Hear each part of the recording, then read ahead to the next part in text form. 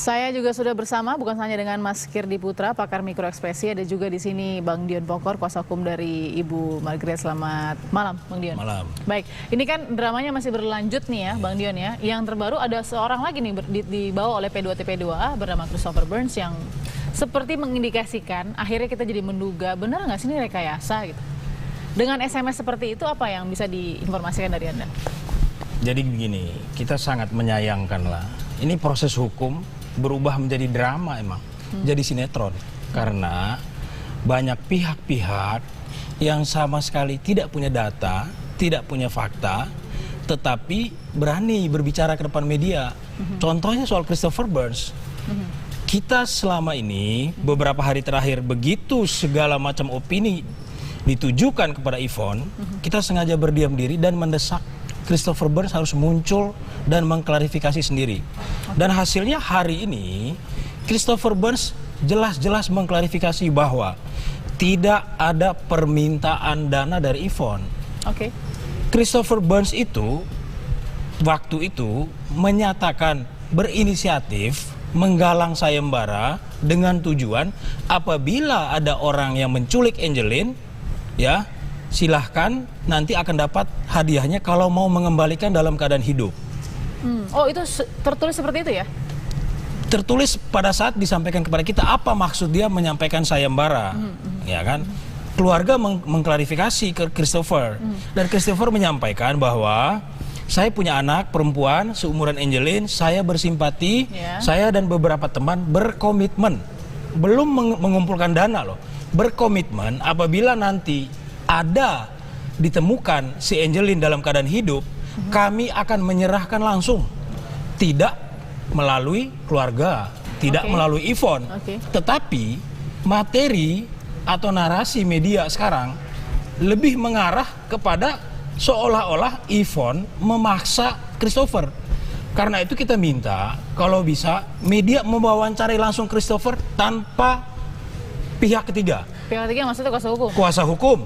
Atau kemarin Bang Hotman Paris, Christopher menyampaikan kepada kita artikel salah satu media online. Dia bilang, this article 100% bullshit. Isinya pernyataan Hotman Paris mengenai adanya sekongkol Yvonne dalam mencari keuntungan untuk kasus kematian Angelin. Bullshit. Pertanyaannya sederhana. SMS Yvonne yang menggambarkan bahwa uang itu dibutuhkan secepatnya karena penculik minta tebusan, benar atau tidak? Begini, itu ada prosedurnya. Yang berkaitan ini tidak hanya Christopher dengan Yvonne. Ini berkaitan antara kepolisian, Yvonne, dan Christopher. Kalau dilihat jamnya, SMS ke Christopher itu jam 1.42 kalau tidak salah. Semenit sebelumnya, Yvonne sudah mengirimkan ke polisi. Namanya Pak Sulhadi. Pak Sulhadi. Pak Sulhadi ya. Tugasnya Bapak Pak Sulhadi itu sebagai? Dia penyidik.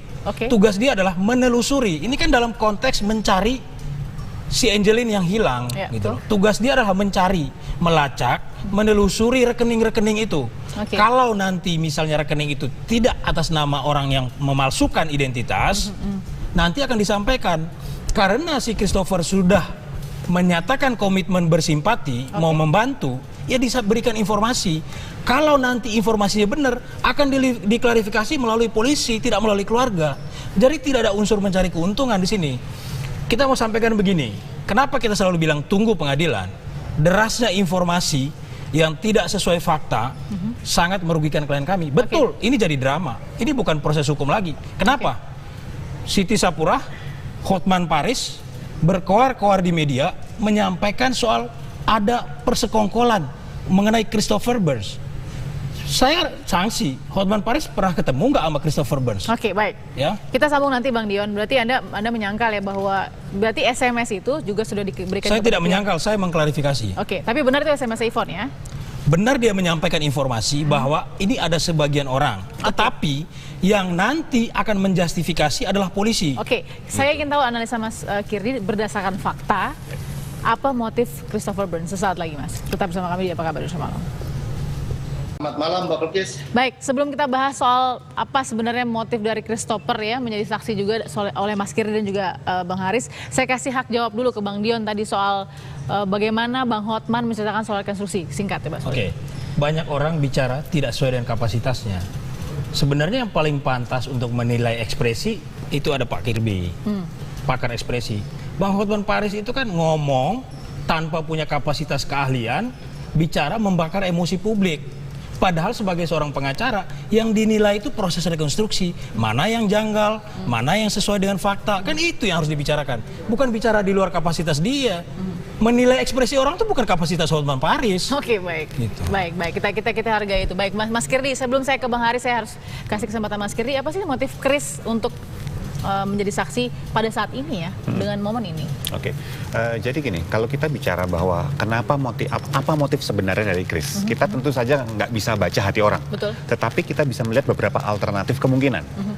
Satu, misalnya, dia adalah seseorang yang memang katakanlah tanda petik baru berani untuk mengungkapkan sesuatu yang menurut dia kenyataan. Sekali lagi, saya garis bawahi, menurut dia kenyataan, karena belum teruji. Kemudian yang kedua adalah memang ada sebuah katakanlah kan ini drama seperti dibilang tadi. Apakah kemudian dramanya yang benar siapa salah siapa? Sekali lagi saya setuju bahwa itu tunggu pengadilan nanti. Tetapi drama ini menarik bagi banyak orang yang ingin terlibat di dalam proses dan dikenal. Karena sepertinya buat masyarakat sekarang famous dan notorious, terkenal dalam hal baik dan terkenal dalam hal jelek, kayaknya udah nggak ada batasan lagi udah. Tapi pengungkapannya sendiri bagaimana jalannya? Nah, gini, kalau ditanya bahwa pengungkapannya yang disampaikan Chris itu bahwa kita punya data nih, gitu ya, SMS-an, gitu. Dan data kan sebetulnya yang gampangnya untuk melihat siapa yang benar, siapa yang salah, sederhana banget kok. Caranya gimana tuh, Mas? Gini, data dari Chris dan data dari Yvonne, data SMS nih ya? Ya, data SMS yang di-print sama Chris sama dari Yvonne, ini yang kita sebut sebagai data yang belum terverifikasi. Kenapa? Masih bisa ditemper, dalam artian bisa diubah. Begitu sudah di-print, udah nggak valid lagi tuh. Nah, tetapi polisi, waktu diingat sebagai penegak hukum, punya kewenangan untuk ke operator dan kemudian mengklarifikasi data tersebut. SMS-nya antara si Yvonne dengan si Chris ini, itu bisa dilihat nggak waktunya benar nggak seperti yang ditampilkan oleh dua pihak ini. Itu satu, itu baru satu. Yang kedua, sederhana kok, kalau memang ada SMS dari pihak yang mengaku sebagai penculik, tinggal di-trace kok. Beneran ada SMS masuk nggak, nomornya bener nggak, dan posisinya saat itu di mana. Gampang kok, dengan teknologi tidak perlu lama-lama untuk dicek. Kalau Yvonne berani mengatakan tadi melalui Bang Dion ya, dikatakan bahwa sebelum SMS ke Chris, sudah SMS ke penyidik polisi dulu. Itu tindakannya benar? Tindakan, jadi ketika untuk misalnya untuk melihat apakah Yvonne memang berkata jujur atau tidak, juga sederhana, dicek aja. Timeline di operatornya. Baik, Bang Haris. Ya, tadi bagaimana tuh kira-kira Chris sebenarnya Chris mau menyampaikan pesan apa sih, Bang Haris, klien Anda ini? Jadi gini, Mbak Belkis. Ya. Saksi Christopher ini kan dia hanya prihatin ya atas kehilangan si Angelin. Ya. Itu yang paling penting digarisbawahi. Artinya dia ingin membantu agar supaya Angelin ditemukan segera. Itu dasarnya, Mbak. Jadi bukan dasar bahwasanya ada yang lain-lain, nggak ada sebenarnya. Tetapi yang menarik, yang sangat menarik harus dicermati dari pembicaraan tadi yang saya cermati, itu kan Angelin ya. Kan kita tahu semua nama Angelin itu kan Angelin. Di dalam SMS Yvonne kepada Christopher, yang katanya SMS itu berasal dari penculik, itu tidak menyebut nama Angelin, menyebut nama Angel. Nah, timbul kecurigaan dari Christopher. Ditanyalah kepada si Yvonne, Mbak Yvonne, Angel itu siapa? Angel itu sebutan apa? Dijawab oleh Yvonne, Angel itu sebutan dari keluarga bagi Angelin. Nah, sedangkan kalau SMS itu datangnya dari penculik yang menyebut nama Angel, artinya ada kecurigaan dong. Penculik itu berasal dari keluarga. Karena kalimat atau kata-kata Angel itu kan hanya yang bisa menyebutkan keluarga. Itulah yang menimbulkan kecurigaan awal bagi seorang Christopher. Itu dasarnya, Mbak. Dicermatin deh SMS semua atau WhatsApp yang dari Yvonne kepada Christopher, itu tidak menyebut Angelin tapi menyebut Angel. Angel yang merupakan panggilan keluarga. Oke, saya kasih hak Panggilan keluarga. ke Bang Dion nih, Bang Dion. Tadi kan Bang Haris nih mengikuti BAP ya. Betul. Saya cuma mau tanya, karena tadi saya dapat informasi dari teman kan Bang Haris juga membaca isi BAP. Ya. Saya mau tanya aja, inti BAP Pak Christopher itu apa, Pak? Dia kan bilang bahwa tidak benar Yvonne meminta duit secara langsung kepada saya. Apakah betul seperti itu? Nanti kan kita bisa klarifikasi. Disidangkan kalau Christopher jadi saksi, nanti akan terbuka. Dan kita minta Pak Arthur, Pak Haris, kalau boleh Pak Christopher ini diwawancarai langsung oleh media tanpa melalui perwakilan. Dia kan saksi, dia bebas mengatakan apa saja kok. Karena dia yang mengalami, kalau boleh dia diberi kesempatan untuk menyampaikan klarifikasi secara langsung. Oke, silakan Bang Haris. Bang Haris. Halo malam. Ya, silakan Bang Haris ditanggapi tadi. Apa sebenarnya inti ya? Intinya. Iya. Ke media tadi keterangannya? Sudah menyampaikan ke media? Iya, tadi diwawancara langsung kok. Tadi diwawancara, jadi apa yang disampaikan benar, artinya Yvonne itu tidak meminta langsung kepada si Christopher. Benar itu diakui oleh Christopher. Tetapi ada SMS dari Yvonne yang nyatanya SMS itu datanya katanya dari penculik. Itu yang selalu diforward kepada Christopher. Di situ ada permintaan uang 150 juta dan ada nomor rekening yang dikirim, Pak. Penculik di forward. Sebentar. Yvonne mengirim nomor rekening. Yvonne mengirim nomor rekening ke Christopher. Nomor rekening.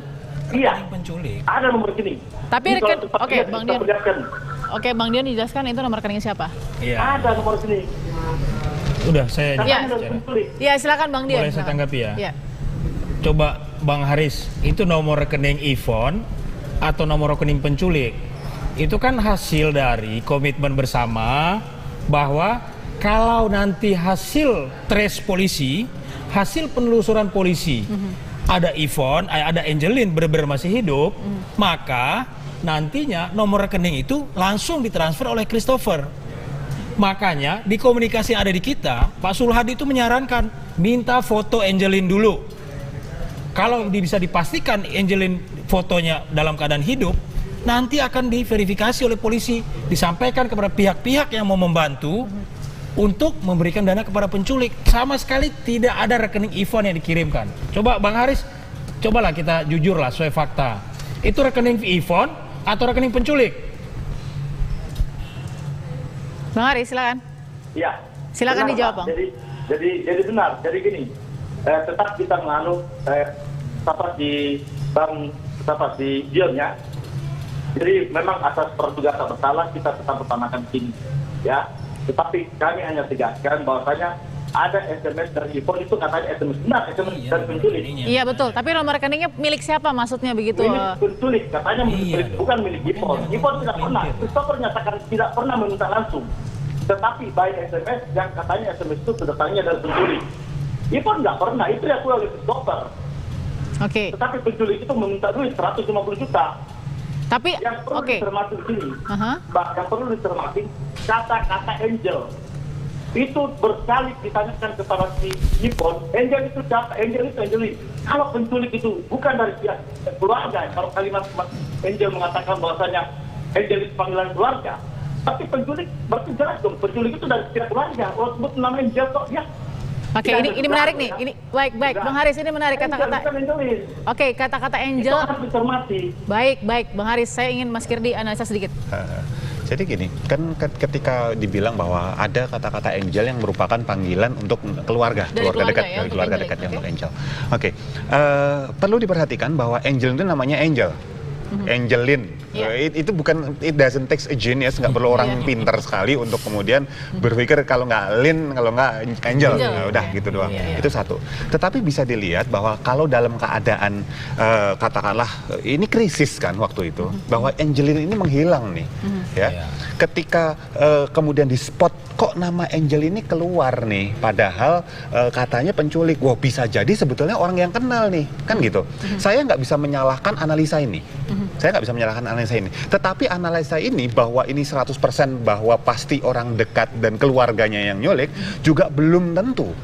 Karena sekali lagi bisa diekstrak dari namanya Angelin sendiri. Bahwa ada nomor rekening di situ? Nah, ini sederhananya nih. Ini kasus ini menarik. Ya kenapa saya bilang kembali lagi menarik, karena ini sebetulnya tinggal kayak 1 atau 0, menang atau kalah. Kalau Yvonne, kalau polisi kemudian bisa membuktikan bahwa ini rekening ini yang disampaikan penculik ini segala macam itu di-trace benar-benar secara dari bank segala macam, bahkan mungkin ada record CCTV ketika dibuat rekeningnya segala macam, dan memang tidak ada hubungannya sama Yvonne, sebetulnya Yvonne bisa tanda petik bersih namanya di sini. Ditahan Mas Kirti. Oke. Ditahan Bang Dion, nanti saya kasih nanti ya. Kenapa orang kita tahu jeda soal dulu. Angelin? Kita jeda dulu sesaat lagi, tapi apa kabar Indonesia Malam. Fine Angelin, saya ingin teruskan tadi ke Mas Kirdi yang melihat skenario tadi. Yang pertama sudah, yang kedua. Jadi kalau pertama tadi skenario itu misalnya berdasarkan asas praduga tak bersalah tadi, ini justru bisa digunakan kalau memang Yvonne nggak terlibat, tinggal cek benar-benar semuanya. Nah, yang kedua, kalau misalnya di sini Yvonne terlibat, kan sebetulnya sederhana sekali. Sekarang banyak sekali orang bisa membuat akun palsu segala macam seperti itu. Tetapi ingat bahwa tanda tangan, cara penulisan tangan juga bisa dicek. Banyak sekali pakar grafologi yang bisa melakukan hal tersebut.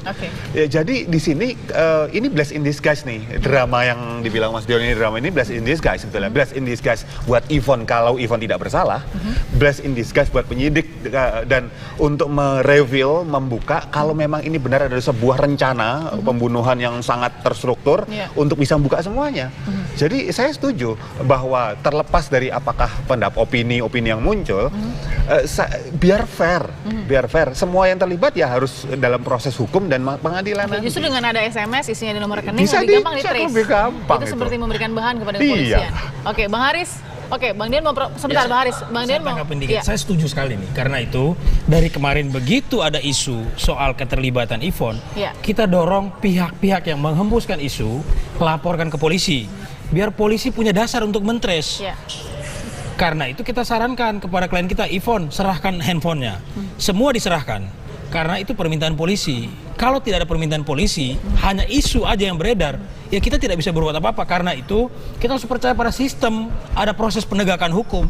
Kalau ada indikasi kecurigaan, laporkan ke polisi, biar polisi bisa mentrace. Nanti kalau polisi sudah mentrace, menyelidiki, tidak terbukti, orang-orang yang bicara di depan media memfitnah, mencemarkan nama baik klien kami, juga tahu ada konsekuensi hukumnya. Oke, Bang Haris, silakan. Ya, Bang Dion, yang memfitnah siapa? Anda kan tahu aturan, ya. Ini kan jelas-jelas ada faktanya, ya kan? Dan ini kan baru kemarin. Kita semua ini, kami semua berbicara berdasarkan fakta. Kalau memang nanti terbukti, silahkan aja. Buktinya kemarin juga, Bang Bapak juga menjelaskan tidak terlibat, akan kami tuntut, Ternyata terlibat loh, tersangka. Sudahlah, nanti Anda punya panggung itu di pengadilan. Buktikan semua, ya. Siapkan semua argumen Anda di pengadilan. Kalau memang benar, patahkan di pengadilan, selesai. Baik. Kasus ini. Bang Dian, silakan. Bang Haris ini kan pengacara, sudah bicara ternyata terlibat, baru ditetapkan tersangka, yang nanti masuk pengadilan bisa bebas, bisa kena. Jangan dong, Anda kan pengacara. Kita harus memberikan pendidikan hukum kepada masyarakat. Ada asas praduga tidak bersalah. Tadi saya dukung, Bang Haris bilang kita bicara berdasarkan asas praduga tidak bersalah. Tapi konklusinya udah bilang ternyata terlibat. Nggak boleh, orang hukum nggak boleh bicara seperti itu, Bang. Oke, kita paham maksudnya. Oke, bukan setelah terlibat ini loh, maksudnya yang terlibat itu adalah Ibu Margaret, ya. Ibu Margaret yang terlibat. Kalau Yvonne kan masih belum nih, ini kan masih awal, masih hangat-hangatnya awal. Kita lihatlah bagaimana kerja Polda nanti, apakah ini akan diangkat juga atau tidak. Baik, kita masuk ke kesimpulan nanti sesaat lagi ya, tetap bersama kami. Berikan dulu kesempatannya ke Bang Dion. Bang Dion, gimana nih? Ada lagi mungkin P2TP2A mau bawa lagi setelah ini, bukti-bukti baru seperti apa? Kita selalu kalau ada informasi-informasi baru untuk mendukung proses hukum, kita selalu mendorong untuk laporkan ke kepolisian. Biarkan polisi bekerja untuk menyelidiki, kalau ada indikasi-indikasi, ada bukti-bukti yang bisa menunjukkan ada pihak lain yang terlibat, kita dorong itu dilakukan oleh polisi. Tetapi jangan membuat ini jadi seolah-olah drama, jadi bersambung ini. Ini kayak sinetron bersambung jadinya. Karena saksinya nggak selesai-selesai, Bang Dion. Ada lagi. Ya silahkan aja. Kalau saksinya tidak berhubungan kan penyidikan baru, gitu. Tapi jangan ada orang yang menari di atas penderitaan orang lain dengan memanfaatkan isu-isu yang tidak berhubungan dengan kasus. Baik. Oke, Bang Haris silahkan. Katanya P2TP2 mau tambah saksi lagi setelah ini. Itu rencananya. Artinya kan saksi kita nggak pernah nyari loh ya. Saksi itu datang sendiri. Ya mereka merasa simpati. Bang Dion perlu saya tegaskan di sini. Semua yang kami bicarain fakta. Fakta, jadi tidak ada opini lain. Jangan Anda mengatakan ini opini. Ini fakta loh. Saya hanya mau tanya ke Dion. Bukti WhatsApp atau SMS, apakah bisa dijadikan sebagai bukti? Anda pengacara. Saya jawab. Kalau bisa ini fakta loh semua berbicara. Kami punya fakta semua. Jadi jangan lagi ada ancaman-ancaman akan nuntut-nuntut. Sudahlah, lupakan itu, Dion. Ya, saya lupakan. Jawab. Kita berbicara yang tegas, bahwasanya ada fakta. Dan kami selalu bawa ke Polda, laporkan ke Polda, koordinasi dengan Polda, dengan Polres. Saya jawab. Iya, Bang Haris. Silakan, Bang Dion. Fakta SMS betul ada.